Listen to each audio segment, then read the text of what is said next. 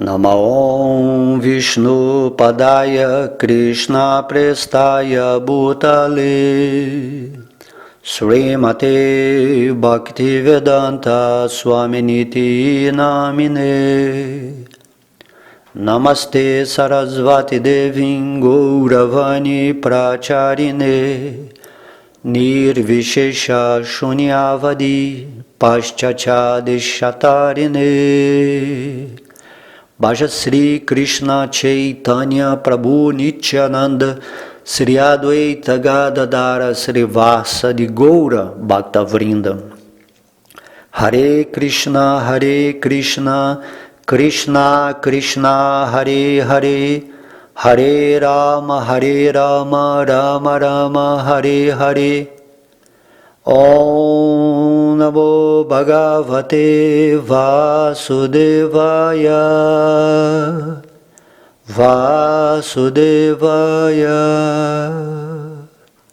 Haribol, todas as glórias aos devotos reunidos. Nesta aula de hoje iremos falar o capítulo 28 do canto 11 do Srimad Bhagavatam, intitulado Jnana Yoga, ou Yoga do Conhecimento, né? Então esse capítulo, ele dá um breve resumo do processo de Jnana Yoga descrito em detalhes em capítulos precedentes. Cada elemento criado neste universo é um produto material dos três modos da natureza material, está sujeito à percepção sensorial e, em essência, é irreal. Na verdade, as designações de bom e mal que atribuímos aos vários objetos e atividades deste mundo são todas superficiais. É melhor evitar a condenação ou o louvor de qualquer coisa neste mundo, pois isso apenas enreda o indivíduo na matéria e o priva das metas superiores da vida espiritual. Oculta dentro de todo objeto do universo material está a alma espiritual, que subjaz tanto às causas quanto aos produtos da existência manifesta. Deve-se ver tudo sob esse prisma e, desse modo, mover-se pelo mundo material com uma disposição de desapego. Enquanto existir uma relação entre os sentidos corpóreos, que são constituídos de matéria, e a alma, que é a realidade, a pessoa continuará em consciência falsa. Embora a existência material seja irreal, aqueles que carecem de discriminação permanecem emaranhados no ciclo de nascimentos e mortes em virtude de sua absorção no gozo dos sentidos. Todas as fases da vida material, tais como nascimento, morte, sofrimento e felicidade, pertencem não à alma, mas ao falso ego materialista. Aprendendo a distinguir entre a alma e seu oposto, a matéria, pode-se destruir essa falsa identificação. Existe uma única verdade absoluta, presente no princípio e no fim deste mundo. Durante sua fase intermediária, ou manutenção, a manifestação cósmica também se fundamenta sobre a mesma verdade absoluta. Este absoluto, o Brahman, existe em toda a parte, tanto positivamente, por meio de suas manifestações, quanto negativamente, por meio de seu alheamento. Brahman é único no que se refere à autossuficiência, ao passo que este mundo é a expansão de Brahman produzida através do modo material da paixão. Pela misericórdia de um mestre espiritual genuíno, pode-se compreender a verdade absoluta e chegar a apreciar a natureza não espiritual do corpo material e de suas extensões. Deixando de se ocupar no gozo material dos sentidos, a pessoa então fica satisfeita no êxtase do eu. Assim como o sol permanece intocado pelo ir e vir das nuvens, o homem discriminador e liberado permanece inafetado pelas atividades de seus sentidos. Todavia, até se tornar perfeitamente fixo em Bhakti Yoga, serviço devocional puro ao Senhor Supremo, ele deve ter o cuidado de evitar o contato com os objetos materiais dos sentidos. O devoto aspirante talvez encontre vários obstáculos e caia, mas na próxima vida ele continuará a sua prática devido ao que já logrou no serviço devocional. Ele jamais voltará a ficar atado pelas leis do karma. O homem que está liberado e estabelecido em discriminação não buscará, em circunstância alguma, o falso prazer proveniente de entregar-se ao gozo material dos sentidos. Ele sabe que a alma é imutável e que qualquer concepção contrária imposta sobre o eu puro é mera ilusão.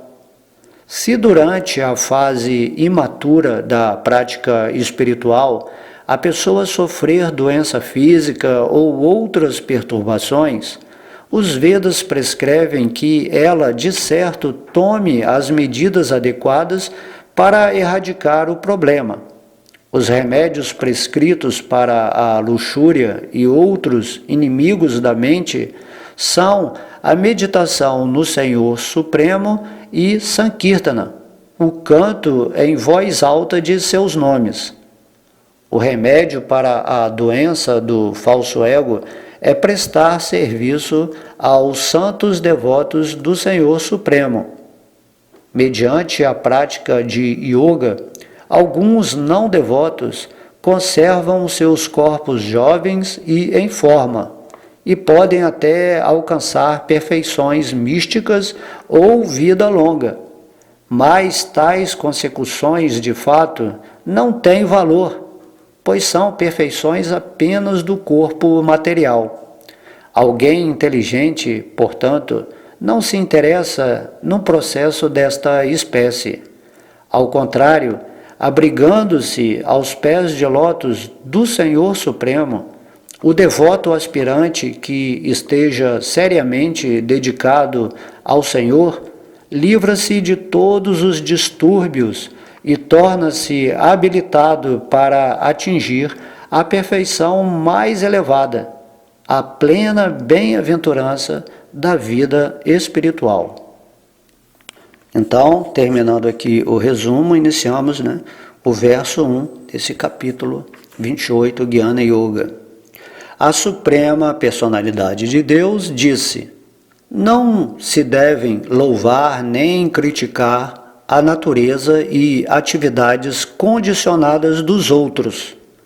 Ao contrário, deve-se ver este mundo como mera combinação da natureza material e das almas desfrutadores, tudo baseado na verdade absoluta única. Quem quer que se entregue a louvar ou criticar as qualidades e comportamento dos outros, logo se desviará de seu próprio interesse supremo devido ao enredamento das dualidades ilusórias. Assim como a alma espiritual corporificada perde a consciência externa quando seus sentidos são dominados pela ilusão do sonho ou pelo lúgubre estado de sono profundo, alguém que experimenta a dualidade material tem de defrontar-se com a ilusão e a morte. Aquilo que se expressa por palavras mundanas ou em que medita a mente material não é a verdade última, que é, portanto, deveras bom ou mal dentro deste inconsistente mundo de dualidade. E como se pode medir a extensão de tal bem e mal? Embora sombras, ecos e miragens não passem de reflexos ilusórios de elementos reais, tais reflexos causam uma impressão significativa ou compreensível. De modo semelhante, embora a identificação da alma condicionada com o corpo, mente e ego materiais seja ilusória, essa identificação gera temor dentro dela até o momento da morte. Apenas a superalma é o controlador e criador último deste mundo.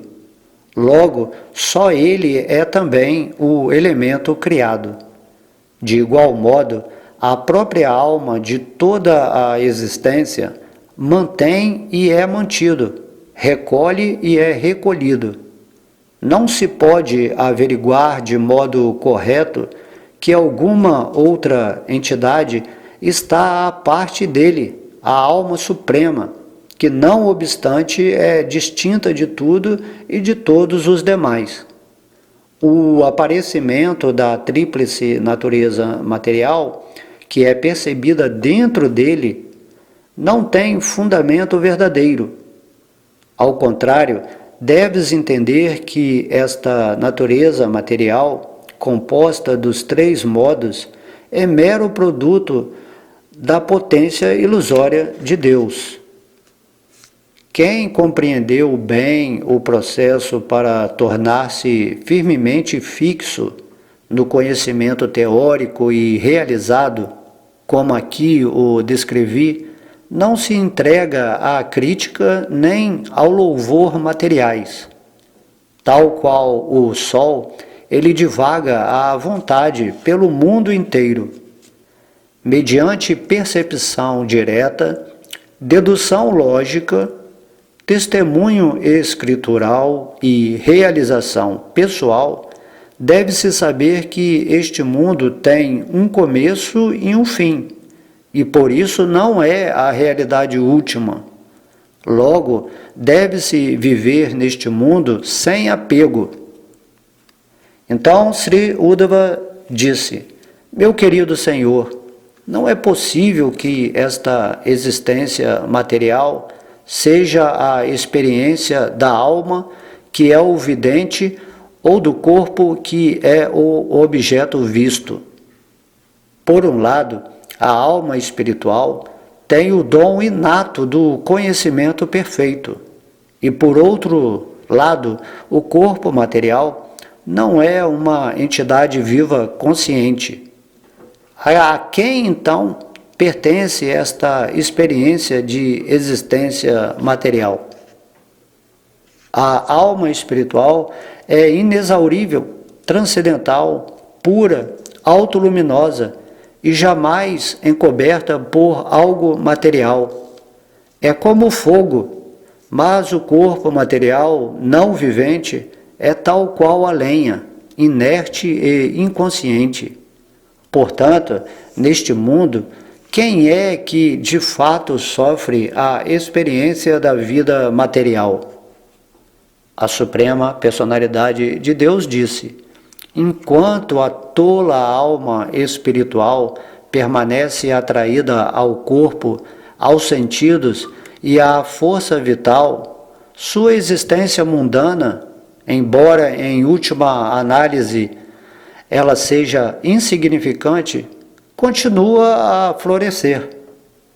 Na verdade, a entidade viva é transcendental à existência material, mas, em virtude de sua mentalidade de domínio sobre a natureza material, sua condição de existência material não cessa, e assim como num sonho, ela é afetada por desvantagens de toda a sorte.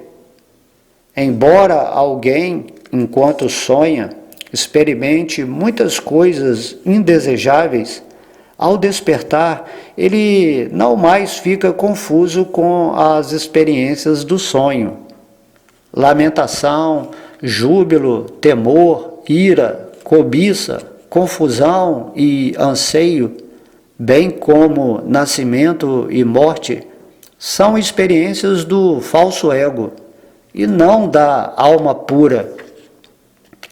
A entidade viva que erroneamente se identifica com o corpo, sentidos, ar vital e mente, e que reside dentro dessas coberturas, assume a forma de suas próprias qualidades e trabalho materialmente condicionados. Ela recebe várias designações em relação com a energia material total, e assim, sob o estrito controle do tempo supremo, é forçada a correr de um lado para o outro dentro da existência material. Embora não tenha base concreta, o falso ego é percebido de muitas formas, como as funções da mente, fala, ar vital e faculdades corpóreas. Mas com a espada do conhecimento transcendental, aguçada pela adoração de um mestre espiritual genuíno, o sábio ponderado extirpará esta falsa identificação e, neste mundo, viverá livre de todo o apego material. Verdadeiro conhecimento espiritual baseia-se na discriminação entre espírito e matéria e cultiva-se por meio de evidência escritural, austeridade, percepção direta, assimilação dos ensinamentos narrados nas histórias dos Puranas e inferência lógica. A verdade absoluta, que sozinho estava presente antes da criação do universo e que permanecerá só após sua destruição, é também o fator tempo e a causa última. Mesmo na fase intermediária da existência desta criação, a verdade absoluta sozinho é a realidade verdadeira.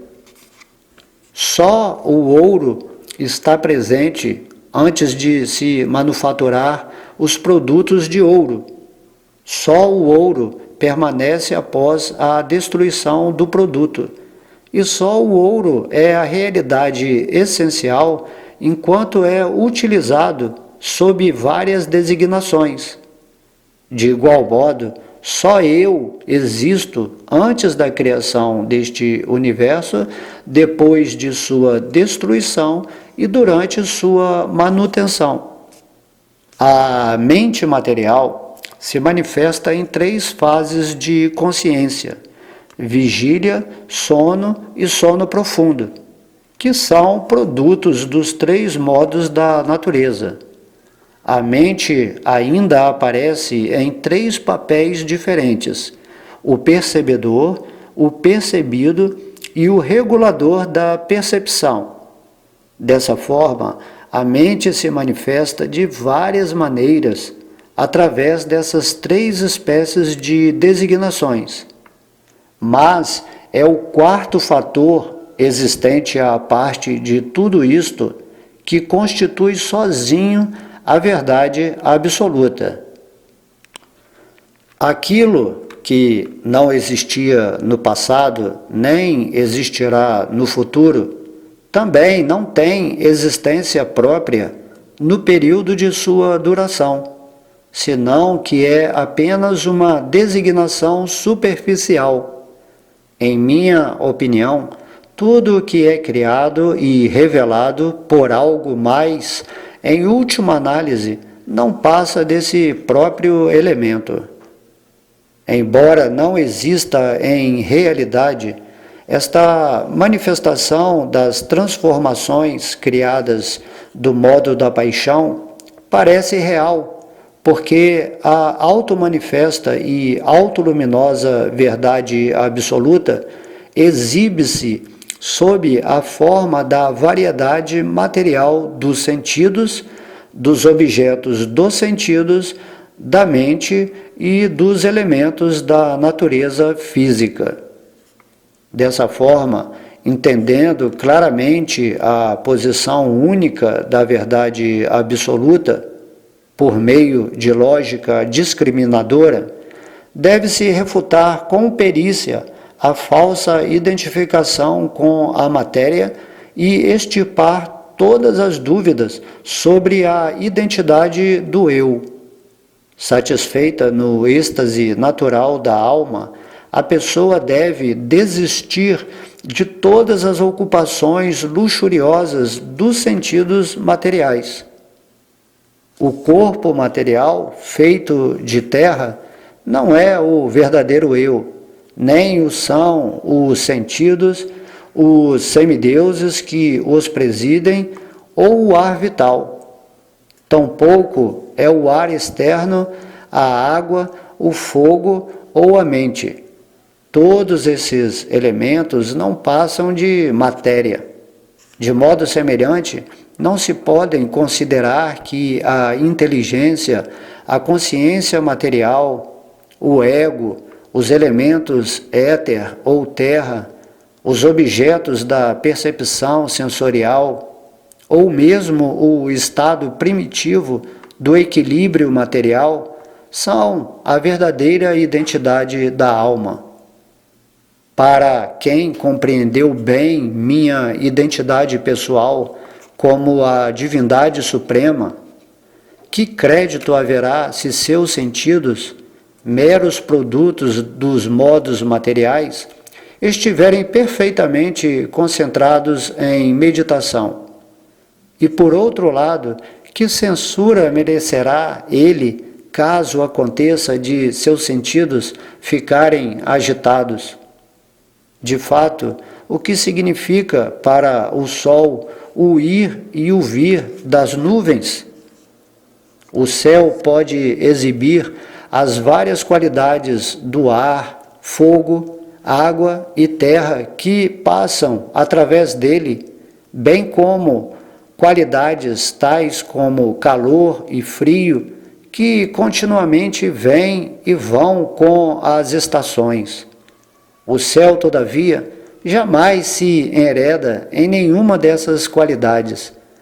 De maneira semelhante, a suprema verdade absoluta jamais se enreda nas contaminações da bondade, paixão e ignorância, que causam as transformações materiais do falso ego. Contudo, até que tenhas eliminado por completo de sua mente toda a contaminação da paixão material, mediante a firme prática do serviço devocional a mim, a pessoa deve evitar com muito cuidado a associação com os modos materiais, que são gerados de minha energia ilusória. Assim como uma doença maltratada reaparece e causa repetidos sofrimentos ao paciente, a mente que não se purificou por completo de suas tendências pervertidas permanecerá apegada a coisas materiais e repetidas vezes atormentará o yogi imperfeito. Às vezes, o progresso de transcendentalistas imperfeitos é detido em virtude do apego a membros familiares, discípulos ou outras pessoas que são enviados pelos invejosos semideuses com esse propósito. Mas pela força de seu avanço acumulado, tais transcendentalistas imperfeitos retomarão sua prática de yoga na próxima vida. Eles jamais voltarão a ficar presos na rede do trabalho fruitivo. A entidade viva comum realiza trabalho material e sofre transformação em virtude da reação a tal trabalho. Dessa maneira, ela é impelida por vários desejos a continuar trabalhando de modo fruitivo até o momento da morte. O homem sábio, contudo, que experimentou sua própria bem-aventurança constitucional, abandona todos os desejos materiais e não se ocupa em trabalho fruitivo. O homem sábio, cuja consciência está fixa no eu, nem mesmo percebe as próprias atividades físicas. Enquanto está de pé, senta, anda, deita, urina, come ou executa outras funções corpóreas, ele compreende que o corpo está agindo de acordo com sua própria natureza.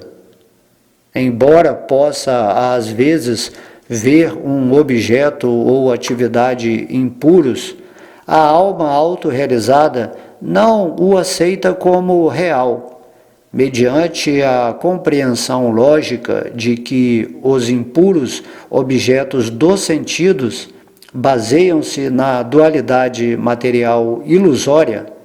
O homem inteligente os vê como contrários à realidade e distintos dela, da mesma maneira que alguém que desperta do sono encara seu sonho desvanecente.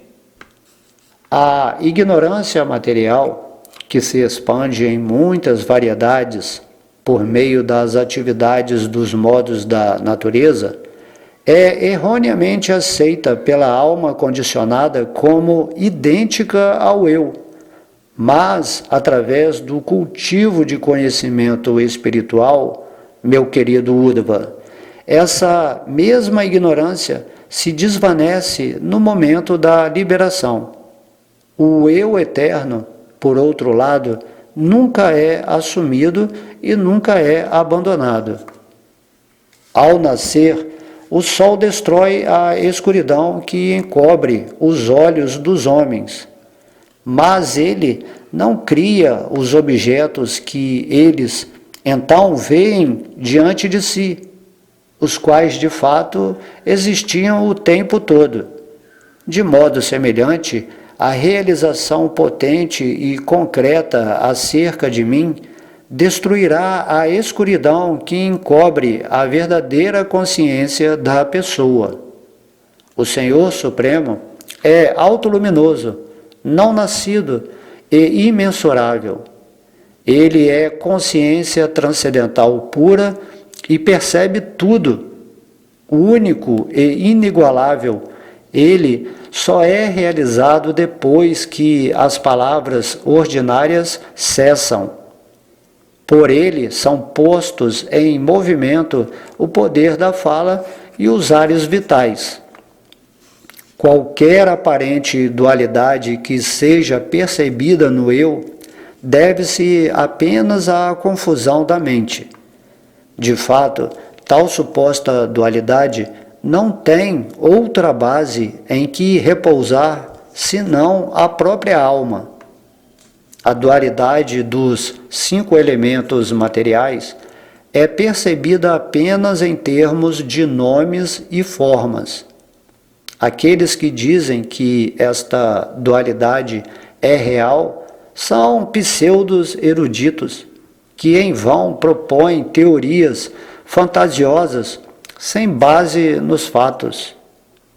O corpo físico do yogi dirigente, que ainda não amadureceu em sua prática, pode às vezes ser subjugado por várias perturbações. Por isso, recomenda-se o seguinte processo.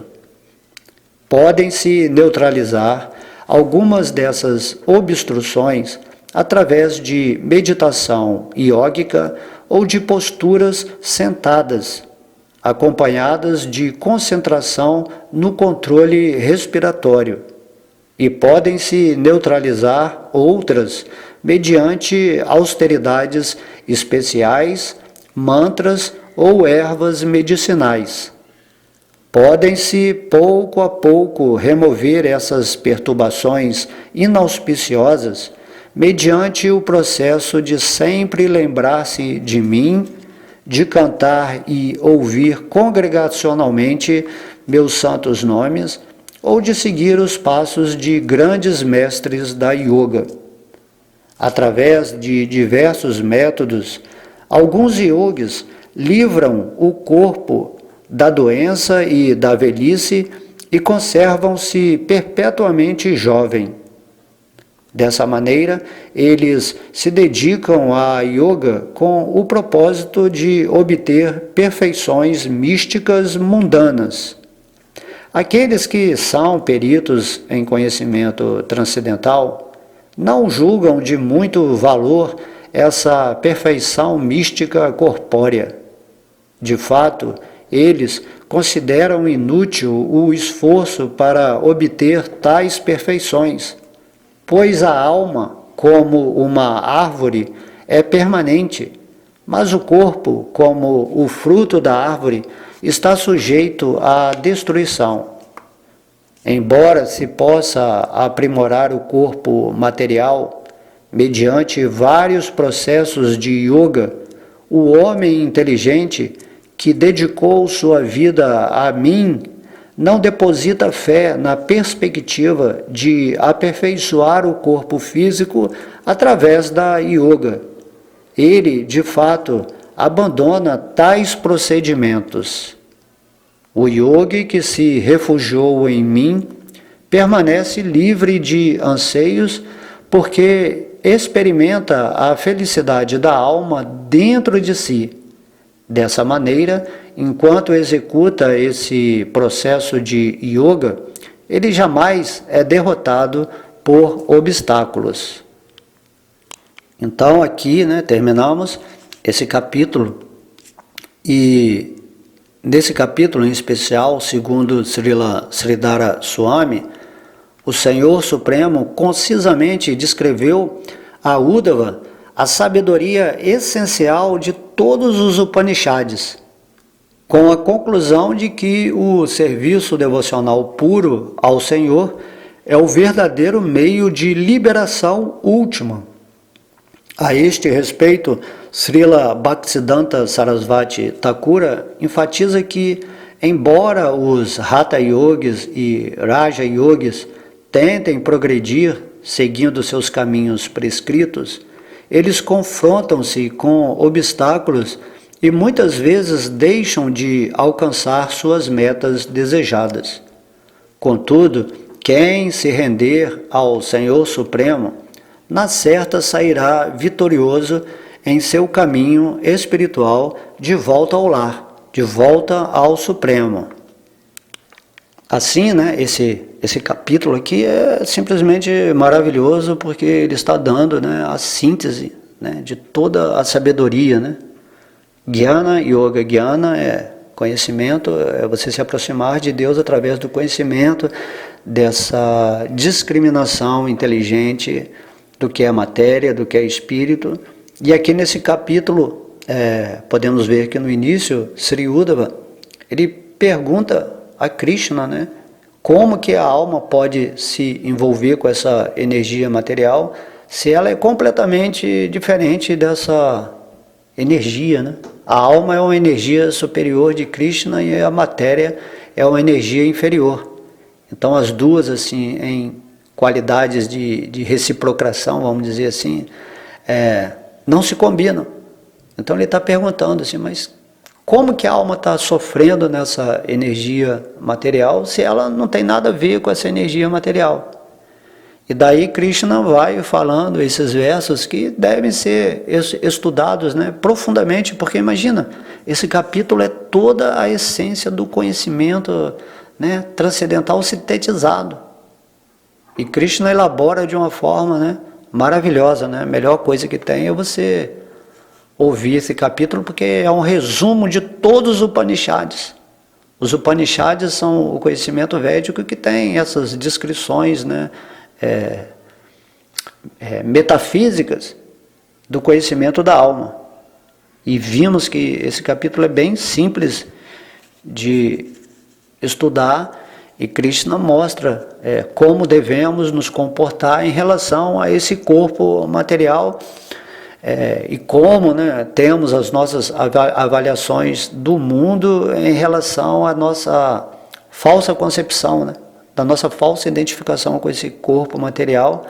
Vivemos numa espécie de sonho, né? Então precisamos despertar desse sonho, e Krishna está mostrando aqui, assim, de uma maneira muito, né, elaborada, como escaparemos dessa identificação com o corpo, com o mundo material.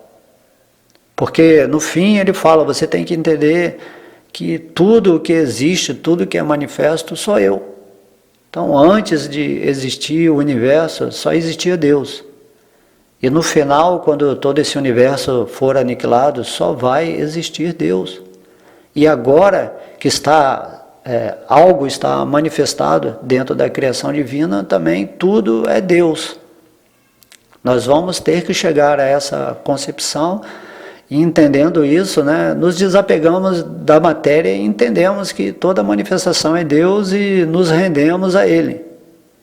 E aí cantamos, né, o santo nome de Deus aqui em Kali Yuga, e nossa alma é elevada em consciência a essa posição real de servo eterno de Deus, e essa é a forma de escapar, né, dessas falsas interpretações, teorias, ou divagações imaginárias, mentais, intelectuais, do que é essa matrix, né, essa maia, esse mundo material. E Krishna fala, porque você está olhando com a percepção mental sob a influência dos 3 modos da natureza, e você interpreta o mundo de diversas maneiras, de acordo com o seu grau de consciência. Mas quando você atingir, né, esse nível de devoção pura por mim, você vai ver o universo como a minha presença, né, manifesta com esse propósito de nos ensinar a nos libertar desse mundo material. Ou também, se a alma quer ficar desfrutando aqui nesse mundo sem reconhecer que tudo é Deus, então ela também fica nessa ilusão. Então o Uddhava está perguntando, né, como é que é esse processo que eu tenho certeza absoluta, assim, que eu sou o corpo, eu não consigo entender como é que eu sou diferente, e ao mesmo tempo a alma não tem nada a ver com isso, ela é transcendental. A morada da alma é lá com Deus, né? E aí Krishna mostra que toda essa manifestação material é Brahman, né? Brahman é a refulgência que emana do corpo de Deus, e aí tudo se manifesta através, né, dentro, através e por esta manifestação da refulgência divina chamada Brahman. Assim como o Sol, né, através dos seus raios, todos os planetas, tudo está sendo mantido pelo Sol. Mas o Sol, né, está além, ele é o centro de refulgência. E assim também Krishna é o centro, né, de refulgência daquilo que se chama o Brahman. Por isso é explicado na filosofia que as pessoas que querem se fundir na refulgência de Deus, e dessa forma, né, impessoal, achando que Deus é a refulgência, eles não estão no caminho apropriado que o Senhor Krishna está ensinando aqui no Bhagavata, que ele fala, vocês têm que se render a mim, a pessoa suprema, né, a pessoa absoluta, né, ou a verdade última que está por trás de todo esse sonho místico chamado, né, universo material. Não só esse universo, porque existem trilhões de outros universos além dos quais, né, além do qual estamos aqui nesse aqui. E aí você vai aprimorando a sua consciência através, né, da meditação, da reflexão interna, onde você encontra a super-alma no seu coração, e ela vai revelando, como Deus está revelando aqui nesse capítulo aqui maravilhoso, né? Ele também vai revelar no seu coração de uma forma intuitiva isso. E quando você fica sabendo que tudo é Deus, né, que tudo é Krishna, então o que você vai fazer? Quando você se liberta dessa concepção errônea do mundo material, né, que você tinha, achando que tudo estava separado de Deus, mas agora você entendeu que tudo é Deus. que não existe outra coisa além de Deus, inclusive você é uma manifestação da energia superior de Deus. Daí só resta a nós, com essa inteligência, com esse conhecimento, nos render aos pés de lótus de Krishna.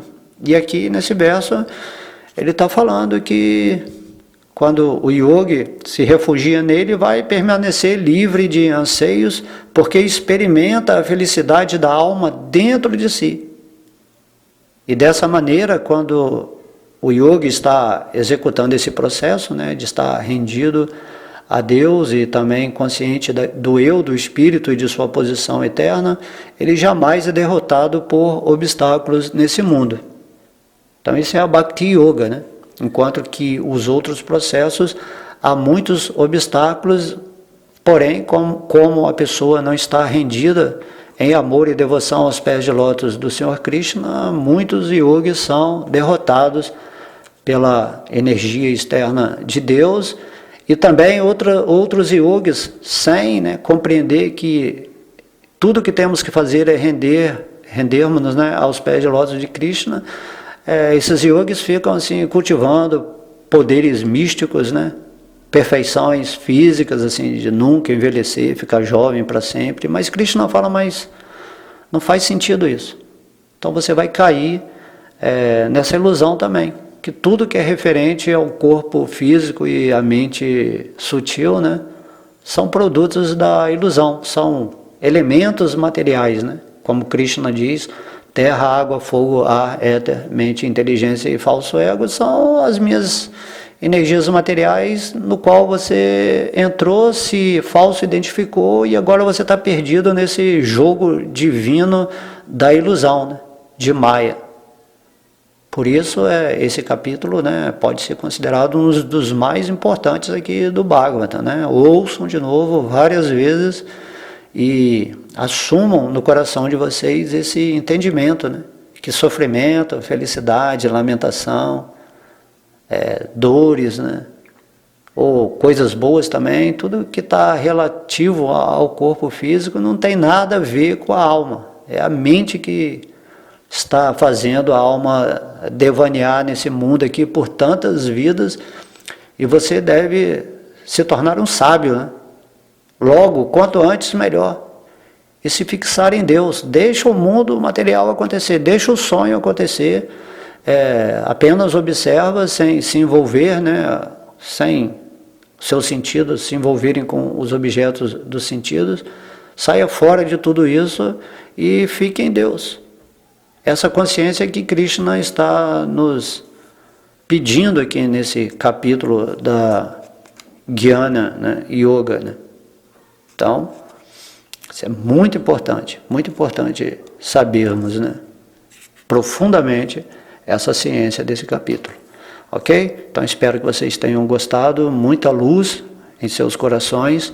Todas as glórias são a Sri Sri Radha Krishna Gaura Nitai, ao Mahamantra Hare Krishna, a Srila Prabhupada, aos devotos reunidos. Hari Bol.